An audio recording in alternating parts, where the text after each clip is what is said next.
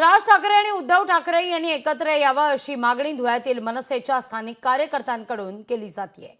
या पार्श्वभूमीवर आज धुळे शहरातील संतोषी माता चौकात महाराष्ट्र नवनिर्माण सेनेच्या कार्यकर्त्यांकडून बॅनर देखील लावण्यात आले। हे बॅनर सध्या धुळे शहरात चर्चेचा विषय ठरत आहे। साहेब सांगतील ते जोराने बांधतील ते सोरण आहे आमच्यासाठी।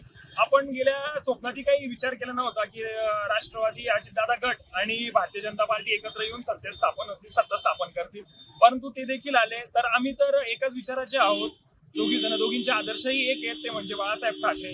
दोघी घरातील कौटुंबिक वादाची जे भिंत होती ती कोसळली पाहिजे आणि दोघींचा प्रेमाचा बंगला उभारला गेला पाहिजे अशी सदिच्छा व्यक्त करतो, जेणेकरून महाराष्ट्राचं प्रगतीचं इंजिन हाती मशाल घेऊन फार वेगाने धावेल।